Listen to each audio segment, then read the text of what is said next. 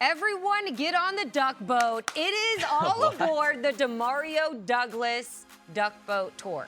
Duck boat. Duck That's a boats thing. are things What's that? in Boston. We have- See, See, I don't this know is about what Boston. We're going championship. to regret DeMario being drafted by the Patriots because Emily now will only keep talking She's about, gonna you know, when ride I this was in wave. Boston. Yeah. Oh, I went Let me Let me back. tell you about how it works in Boston. I went back to Boston, Yeah. and me and Robert Kraft went out, and he Whoa, took me on the take it field. Yeah, Yeah. that never happened. Yeah. Hey, what are you Yeah. talking about? Park your car. We'll go to the garden. Yeah. Let's go Well, watch hey, another listen, how How championship. about that? Okay.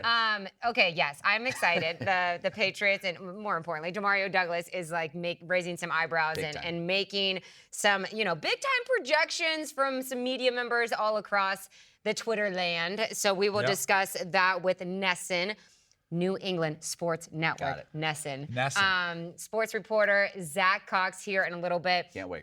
gives us some great insight about Demario Douglas and why there is like that all that hype surrounding the 6th-round rookie. Unfortunately, Joe Yock did not make that Joe Yock interview. didn't make that That's interview. okay. That's okay. You know I had what? some- I had- I Zach had was some- good enough. It kind of made up for it. It really did. Yeah, he was solid. Yeah, He I had would've some probably prior taken- obligations that I take Listen, care of. It's it's really not hard to easy be powering the Flame Central podcast. Yeah, Sometimes you got to be somebody's out gotta be on the there engine. Actually, Somebody's yeah, got to right, be on the engine right. making this thing chug. Joe is baby. powering. So Hey, I was You could powering. have been running the duck boat, but you were running your I was business. He was powering. powering. Thank Here's you for powering us. This Joe. is the Flame Central podcast powered by Yes. Alcova Mortgage, thanks to Joe Yock.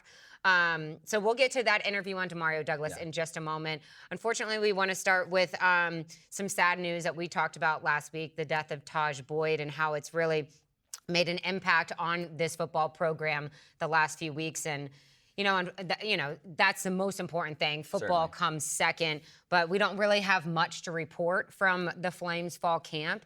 It was closed all week due to Boyd's death, unexpected death. So, Yeah, it's a tough just a tough situation, situation. obviously, for everyone involved. And I thought Jamie Chadwell did a really good job in his press conference on Friday. If you haven't listened to that, you can listen to it here on the Liberty Flames YouTube channel.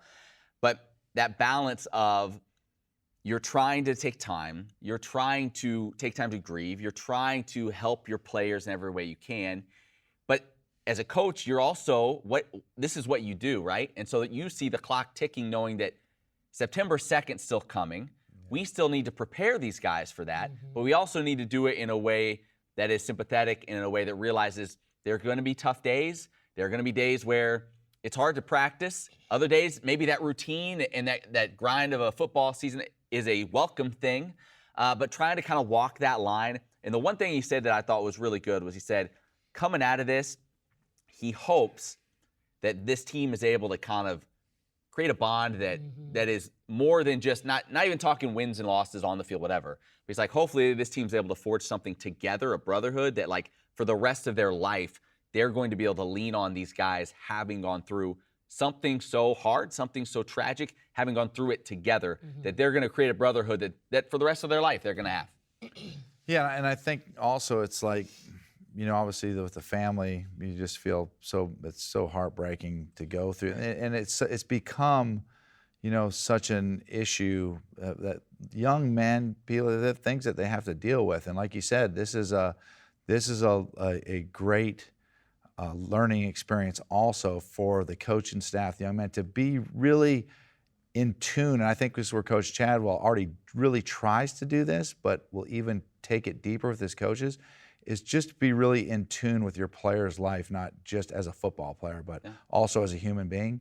And I think, like you said, there are as tragic, awful. It's like, you really hope and pray that, obviously Liberty will do something that creates a silver lining for the situation, and to be able to have the open door policy as coaches, and the spiritual mentorship that's here at Liberty, to be able to help these kids that can be struggling with some different areas of their life. And an important thing, one of the questions said, was asked about, like, is football, like, is this a good time to have football, so the guys have that escape, that kind of I don't know, just to kind of get away. Yeah, right. And Coach Chadwell was saying how, yeah, to an extent, like helps, but then, there might be memories. But I do think that you're right. They're going to come together regardless of the record at the end of the year and rely on each other and build a bond. And Chadwell said as well, like he's using this as a chance. He's going to specific players, leaders on this team, and they're kind of being like, hey,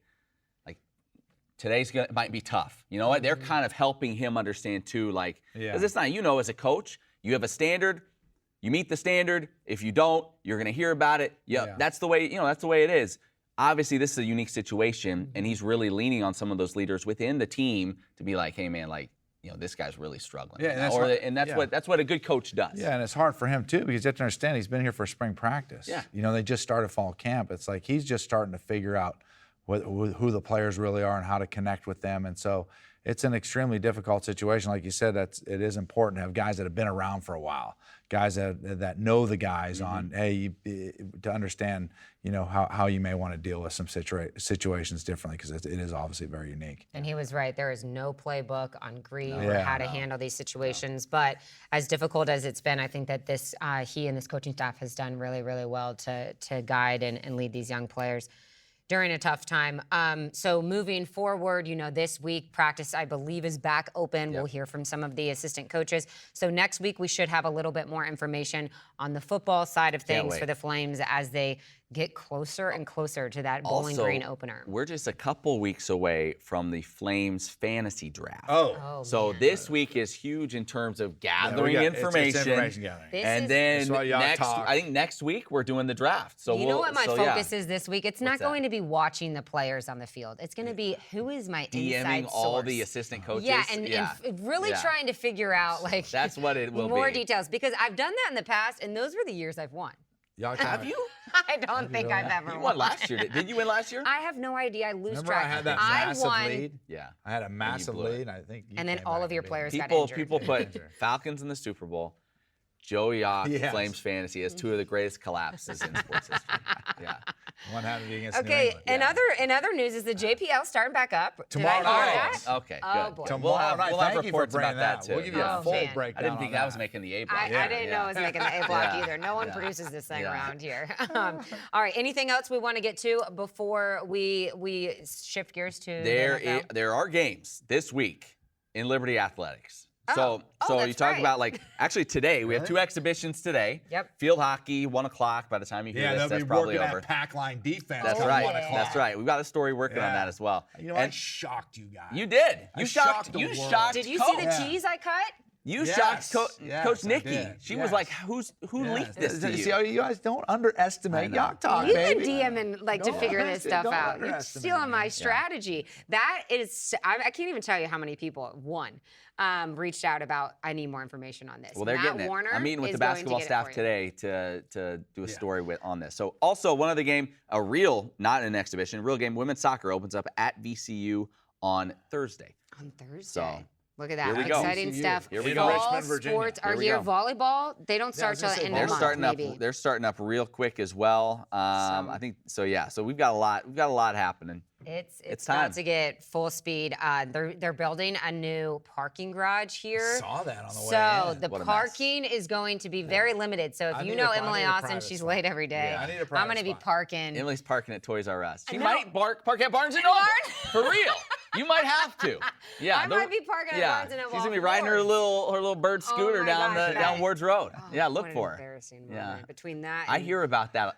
There's been a shocking number of people that have come up to me since you told that story and have just said, "You still making Emily park at Barnes and Noble?" Yeah. A shocking number of people. I have don't done know that. what was more embarrassing, that or whenever I worked at Sonic and ran over the little mints on my quad roller skates and dropped Route 44s all over me Oh, in that's front of a beautiful. 16-year-old. You used to baseball. rollerblades on the Yeah. at the Did Sonic? you get paid? Do you get paid more? Is that true? You get paid more if you roller skate? I got paid more doing that job, roller skating, than I do here. Wow. I don't know if that speaks more to Sonic or to, I don't know. I'm kidding. Yeah. I'm totally kidding. But the tips were very good. Do you really work at the Sonic on roller skates? Yeah. They don't do that Quads, anymore. Not roller skates. No. Yes, roller skates, yes, not blades. not blades. Yeah. Not Yeah. blades.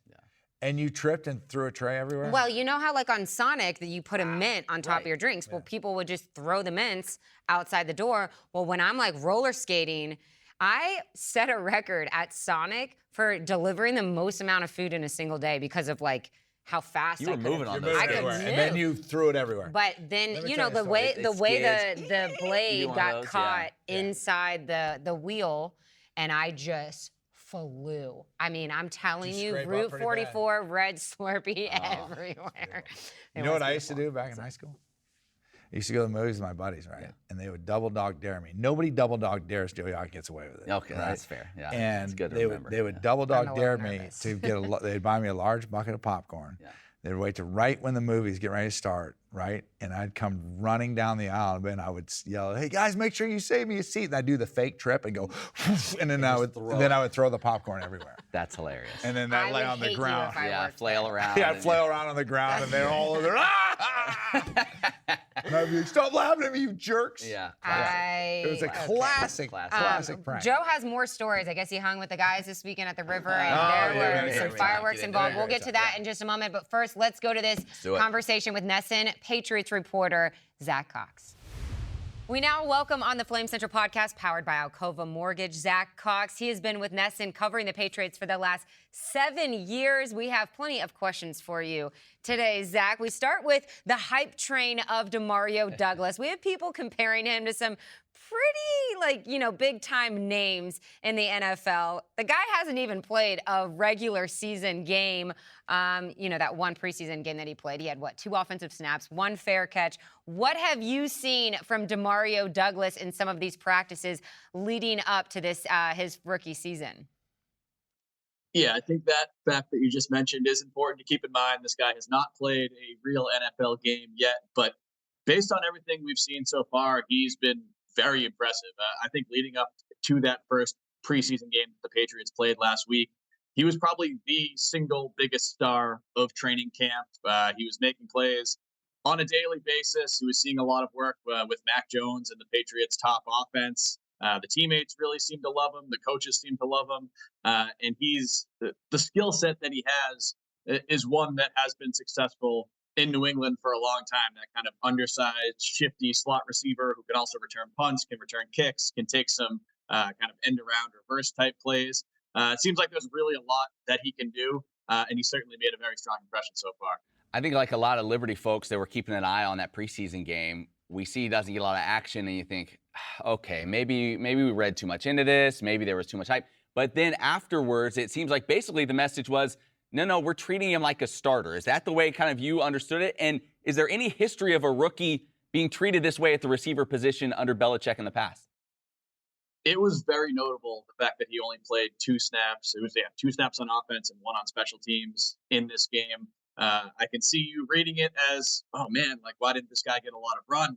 But especially in the first preseason game, that's a good thing for a young player like that. If you look at the players who did not play in that game for the Patriots, it's Mac Jones, Juju Smith-Schuster, Matt Judon. It's basically all of their kind of starters and regular contributors on both sides of the ball.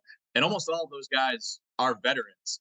Even Christian Gonzalez, their first-round cornerback, who is a projected starter for the Patriots, he played a decent amount in this game. So the fact that Demario Douglas was kind of just a hair below those players, I viewed that as a very good sign for him, a sign that the Patriots have said, okay, we've seen what you can do. We know what you can do. We don't really need to evaluate you in this game. Let's give some snaps to the guys lower on the depth chart that we need to take a longer look at. So again, still very early in the process, but he seems to be pretty well established at this point. I would put him probably 4th on the Patriots wide receiver depth chart, which is pretty remarkable for a 6th-round rookie coming into a room with a lot of veterans. Yeah, I mean, as covering Demario the last few years here at Liberty, it's not like we're surprised, but it is, like him going into his rookie season, he is undersized. So it's just exciting to hear that, because it's not that I didn't think he was going to get any playing time at all, but it is cool to see that he's, raising some eyebrows early. You called him a training camp sensation. We're talking to Zack Cox of NESN. You can read his articles on NESN.com. And in that recent article you wrote, you said his impressive route running, sure hands, and then you said unexpected physicality. Explain the reasoning for that. Yeah, that was interesting. I believe it was in their first or second padded practice. We saw some kind of wide receiver blocking drills. They were simulating kind of a swing pass out behind a wide receiver, and they had to go up against the cornerback and kind of try to lock him up as best they could. And you guys know Demario Douglas. He's not a big guy. He's 5'8", I think 190 he's listed at. Soaking wet. Yeah, that's probably a little bit of a generous listing too.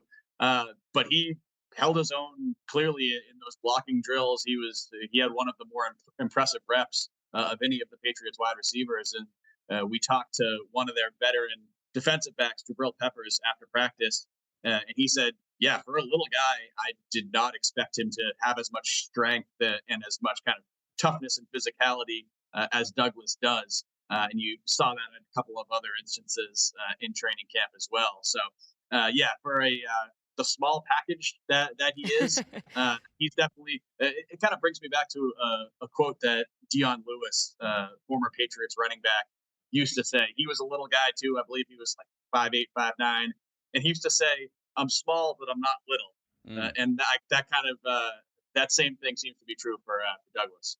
I feel like you always take a look at these things. You try to grasp the context that you're seeing them in. Demario's popping it in training camp. What is that wide receiver room like? Does he look explosive because the Patriots lack a lot of that? Would you say give me some context there, or has he just been that impressive and that there is some depth already there at that position?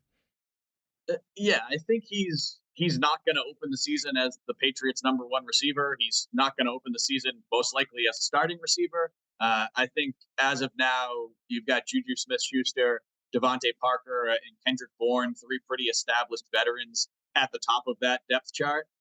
But Douglas brings something that nobody else in that receiver room really has, just with his size, with his kind of quickness, with his underneath kind of route running ability. The Patriots have really leaned into larger wide receivers lately. Basically, everybody else that is even contention to be playing for this team is 6'1" or above, and he's down at 5'8". So when you have that kind of change of pace in the receiver room, I think that provides some value there. Again, we'll see exactly where he slots in. I think if I had to predict it right now, I'd say he's a guy that maybe plays 10 or 12 snaps a game at the start of the season, so a little bit in the slot, maybe on some gadget plays, maybe similar to the way that we saw the Patriots use Marcus Jones last season, the cornerback who also played on offense, also played in the kicking game.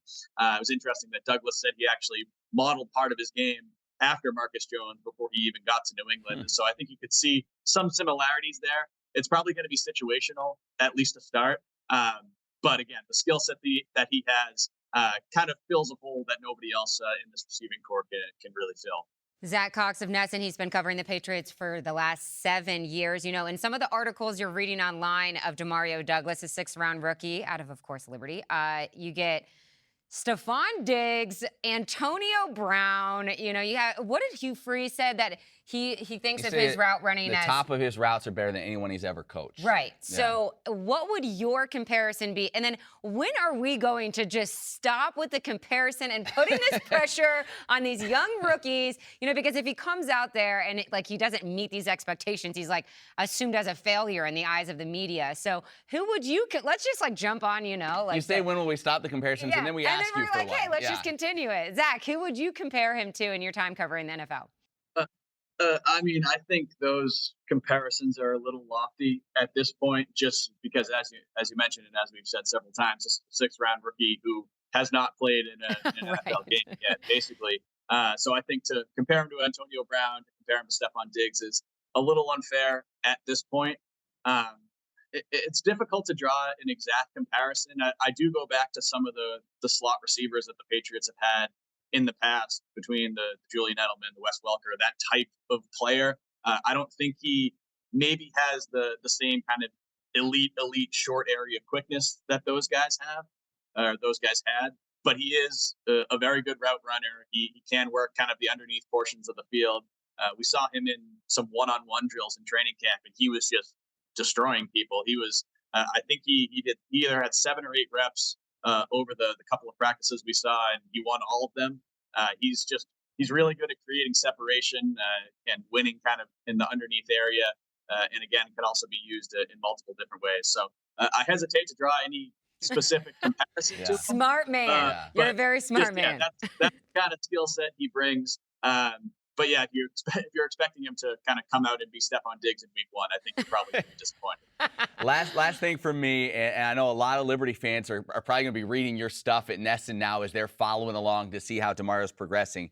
But you're talking about him as if it's a sure thing he's going to be on that 53-man roster. You see him as an absolute lock at this point. 2 preseason games left. Like, could that still change, or do you feel like he's done enough already? I would call him a near lock at this point. I would be very surprised if he wasn't on 53-man roster when they finalize it next month or later this month, whatever that is. Just between the way he's performed and the way he's being used and being treated, this seems like a guy who will be on the team, and he seems like a guy who the Patriots view as part of their future plans. Now, we have said the same thing about players in the past, and they've kind of faded and flopped over the final couple of weeks of the preseason. I don't think that's going to happen with him unless he gets injured or he just kind of completely falls off a cliff. But I think this is going to be a player who will at the very least be on the Patriots roster in week 1. And he does look like a guy who can contribute for them early. Again, I don't know exactly what that role is going to look like.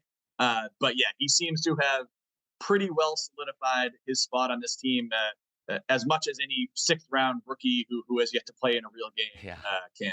All right, well, Flames Nation, you can follow Zack Cox on Twitter. It's ZackCox NESN, NESN. You know, Zach, tell people just how difficult it is to cover Boston athletics. Because, I mean, there are spells where you go almost 2 straight seasons without a championship parade in Beantown, and it is just a drought that, you know, unless you live in Boston and cover Boston sports, you know, you just can't explain it, Matt. Yeah, Emily tells us about it all the time.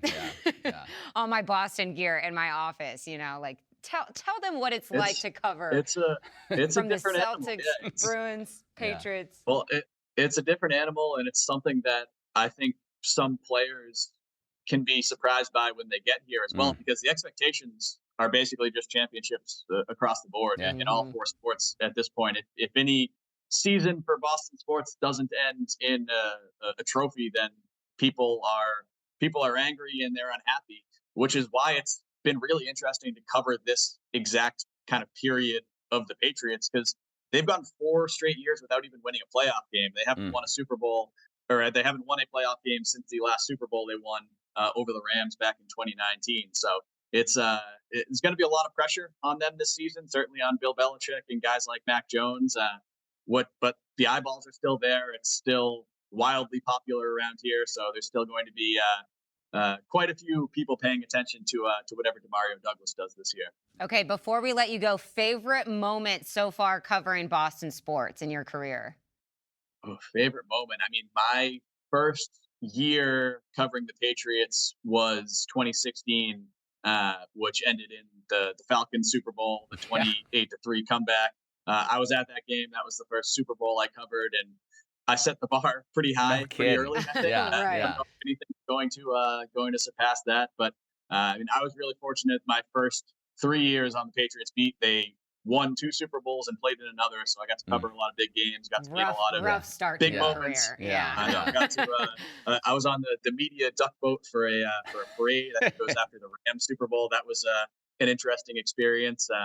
And then the team success hasn't really been there in the last couple of years, but yeah, definitely got to cover some big time games in those first few seasons. Awesome, Zach. Thanks so much for your time. I've already told Matt, whenever we are coming up to see Demario, I get dibs on coming back to Beantown. So we'll definitely keep in touch with you throughout the season. Appreciate Thanks it, again Zach. for your time. Absolutely. Thanks, guys. See you. All right. Here we go. Not only am I on the duck boat tour with Demario Douglas and this hype train, personalize. Wow. I mean, throw the double thumbs at it. Austin. Throw the double thumbs at it. Austin, but I need to get my number changed. What's Demario? 81? 60. Well, he'd been 60, but I think it was 81. I think it's the 81. new number that they put Here out. we go. Yeah. Patriots, baby. Let's go to. We need to all go up to Boston when they win the Super Bowl. I'm not saying they are this year. Okay, yeah, let's just pump the brakes a little bit. The hype train is off the track. I know, it is way off the tracks, just like this podcast. The Flame Center podcast, powered by Alcova Mortgage. What a great interview with Zach good Cox. I information. mean, so great with what'd his he say? inside info. So give me the scoop. Basically, he thinks he's a lock for the 53-man, which, as a 6th-round pick, that's no sure thing. He was also one of a couple of receivers that they drafted. And he thinks he's the 4th, in terms of the depth chart, 4th receiver on their roster. That's big time. That is big time. That's getting big reps. time. Yeah. That's not just special teams. Right. That's getting reps. I Right. mean, if you're the 4th guy, because there's so many different packages that NFL teams run, right? With receiver groups. So I'm sure he's going to be in a wide variety of those things. And then obviously it'll be interesting to see if they use him in special teams. 53-man roster is not a big roster. So a lot of those guys are backups, or they're getting 10, 12, 15 plays a game. They're also playing special teams, doing stuff there also. So it's been cool to watch the clips of him, right? Because shredding some people. you really see it was Troy Brown, right? Is their wide receivers coach there, and who's a former Patriots receiver, a great player. You can see how much he's improved in his route running and the way that he's committing to the different type of routes, different type of moves within his route running, and he's putting on some of this. You obviously we're just getting the little clips of it, but he's doing something right because he's not just getting open; he's getting wide open. Yeah. So that's really exciting. Just good to see how much drastically he's improved in his route running in such a short period of time. Which we talked about, which is one of the things that Hugh Freeze thought was the most impressive thing about his game. We've talked about this before and asked you this before, Joe, but what do you think is the quality that he has that makes him the ability for him to get so wide open with his size and that underrated viewpoint as a little receiver? The thing that he does, there's a saying when you play wide receiver, coach wide receivers, that momentum equals separation. And you're always a receiver, you're always trying to create separation. So the way to create separation as a receiver is you're taking that defensive back's momentum and putting his momentum in the opposite direction of where you want to go. And I think that is probably, for separation, is the greatest quality that you can have. Like some guys are just flat out faster and they create separation by just running by people, right? But when you get to the NFL, there ain't many of those guys, right? So the 6% of them have to be able to create the momentum to get the separation. And I think that is what his strength is that he's so twitchy, right? He's so fast in and out of breaks that he gets your momentum going one direction, and then he's back the other direction before you even have a chance to recover. That's the one highlight I saw where it's like the DB is like looking over here, and he's gone. And he's catching the touchdown 5 yards over there. So when he says momentum equals separation, it happens fast. He doesn't need the DB a lot of momentum going one direction because he separates so quick the other way. I think you always wanted a small receiver, right? Of course, that was why he was in the 6th round. If he was a 6'1", he would have been doing the same stuff. He'd have been much higher. So you want oh boy, small receiver, physicality of the NFL. Well, if they're not laying a hand on you, if you have the quickness to kind of avoid that physicality, you've got a chance. And he certainly has that kind of quickness. But so much of that has to do with you see. I mean, I've talked to my brother about this, who's been a scout in the NFL for 20 plus years, is that you see so few small receivers like that. Everybody always points out, he's the next Danny O'Dell, he's the next Wes Welker, he's the next blah, blah. But there isn't many guys like that make it through because you have to be on a team that is willing to accept that, right? And a lot of these teams look around, they're like, listen, if I got a guy who's 5'8", 5'9", and I can take a guy who's 6'2", right? Am I really going to mess around with the guy who's 5'8", 5'9", right? So that not very few of those guys make it, except there are a few number of teams that say, we want that. We're looking for that guy. The hard part is being that guy. And so I think that's the good thing that he's got going for him, is if he's showing that he can be that guy, New England's the kind of team that historically has shown they commit to that type of guy, which could be in store for a great career for him. It's exciting. So when I was watching the preseason game against Houston, and he's like, back there taking the punt, and I'm like, fair catch Fair catch, Demario Douglas. know. When have you ever done that at Liberty? We would Yeah, laugh that's every right. week about like most courageous punt returner in America. And I'm like watching the ball come down, and I'm like, oh, he's going. And then he does fair catch. I'm like, what? Demario, well, you've changed. You've changed. Hey, want to mention too, Malik Willis, obviously, in his yes. preseason debut, got the start for the Titans, 16 of He's been 25. getting some. Yep, 189 yards. He did throw the pick. He did run in. 16 to 25? That's the numbers here. Let me That check doesn't that out sound because right. that sounds like way That more sounds like than. it's too much. Yeah, I think Google may have had that one wrong. So While let me double Matt check looks that this. up, Teron Davenport, the ESPN Titans reporter, was supposed to come on with us today. Practice got shifted a little bit, so we will have him on in the future to give us a little bit more insight on Malik Yeah, he's Willis great. and what We've he's talked been to doing. him before. Yep, so you might remember him. Also, little quick Boston story for you. Which, there's no Demario, such thing. hit me up. I got you on Yeah, all the good 16 restaurants. to 25, Boston. buck 89. Wow. Yeah, Really? yeah, that's That's a lot Through of the pick, reps. he did run in a short touchdown. But you look at what Levis did behind him. Levis wasn't very good, so hopefully he can lock in that number 2 spot behind Tannehill. There's some good restaurants in the North End, Demario. If you need some Tomorrow's not insight, trying to hook it pack up. on the pounds. Well, yeah, You know I what guess like those are all Italian restaurants. You know don't what my wanna go favorite there. Kenny Chesney song is? Boston. It's a great song. Okay, Couldn't that's have- good to know. couldn't- No, that's the shortest story we've No, ever got. well, from the I show. got a little interrupted. I got a but- good Boston story. Go ahead. Okay, so I'm good friends. Just stop, Matthew. Just let me tell the Oh, story. the bickering before the league Matthew, starts tonight. Just is- stop. Tomorrow. It's tomorrow. Tomorrow, Just stop. sorry. It's a good story. It's a good story. So I went to high school with Jess Hatch, right? Jess Hatch's dad was Orrin Hatch, who was the senator from Utah. So Jess and I grew up together, played basketball together, but ran around all through middle school, high school, everything. Jess goes on to marry a woman by the name of Mary Alice Marriott. And when I say that last name, I say that last name correctly, if you know what I mean. Yes. They end up moving to Boston, okay? So my kids are all grown up, and they're huge LeBron James fans at the time, right? So Jared and Ben, my two older boys. I knew there And was something wrong and with so Boston's playing Cleveland in the NBA Finals, and they're like, oh, it'd be my Well, dream. Boston wouldn't play Cleveland in the NBA Finals. Yes, they would. They're in Wouldn't the that- both in they're the both East. So it must No, be- no, Miami. Oh, No, that's no. East too. yeah, that's all. It was the Finals. That would have been the Eastern. Eastern Conference Conference Finals. Finals. This was Yeah. the NBA They're- Finals. Where was LeBron else? Where was LeBron at? No, that's pretty much it. That's it. Okay, it must have been the Eastern The Conference. Lakers. Yeah. That doesn't make sense. Anyways, must have been. Was this a dream? No, it wasn't a dream. It's a true story. It's a true story. I have pictures to prove it. Okay. Pictures to prove it. So it's the Eastern Conference Finals. Yeah. Sure. Okay.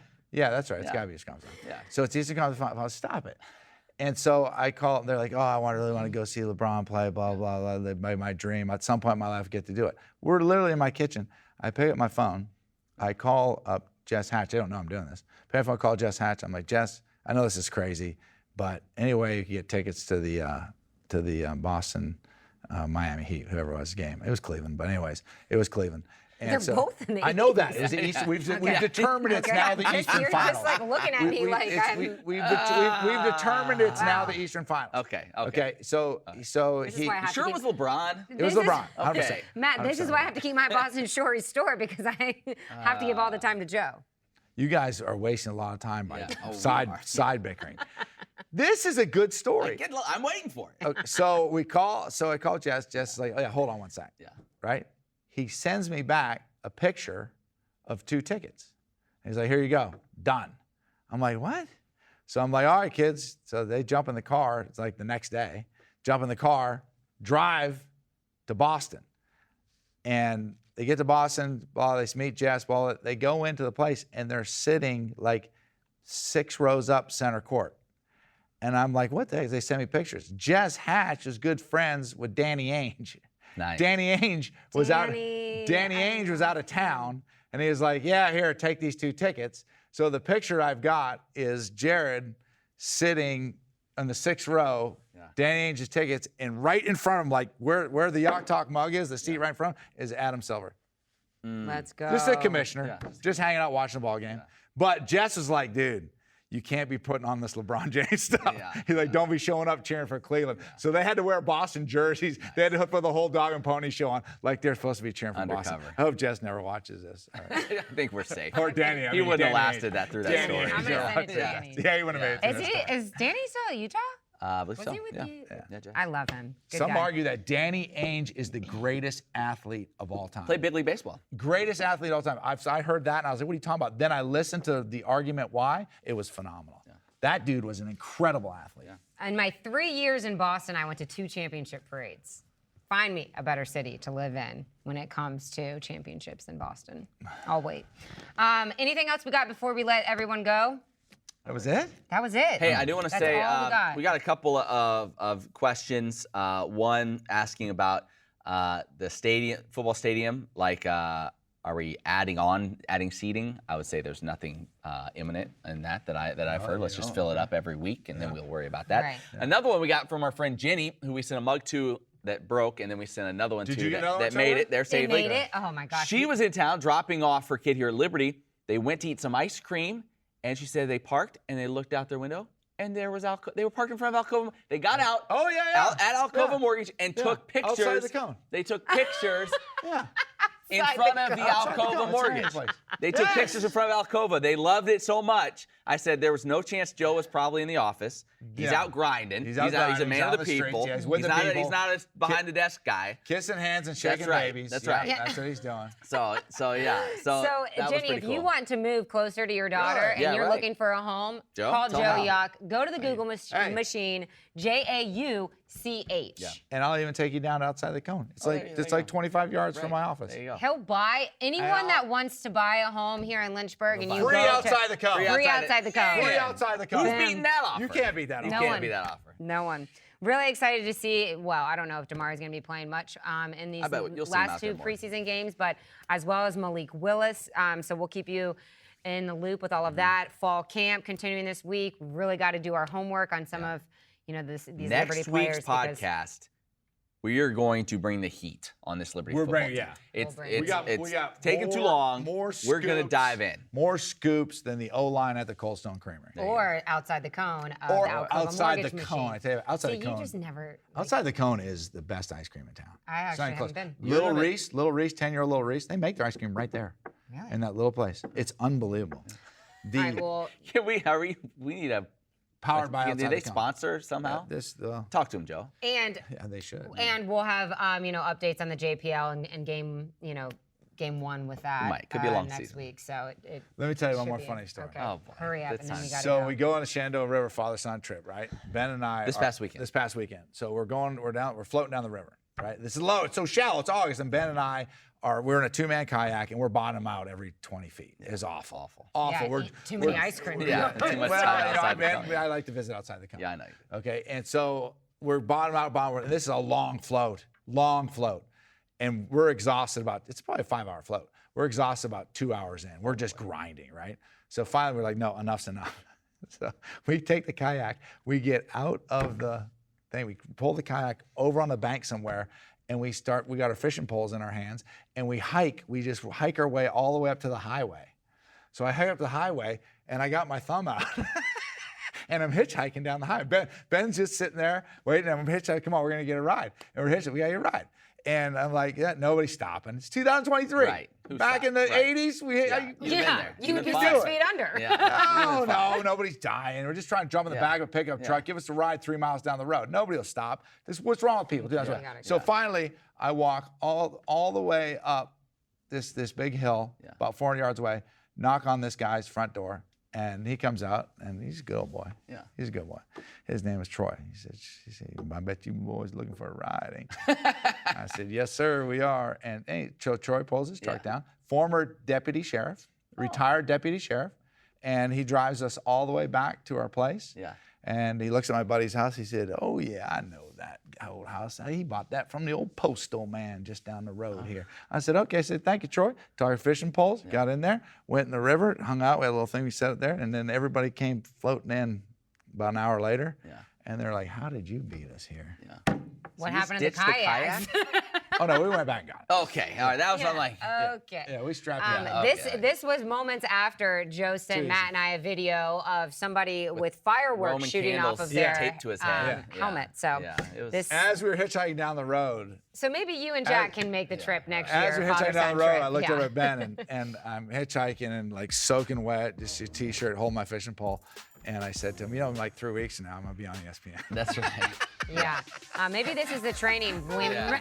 remember when Joe was supposed to run the mile? Yeah. That never happened.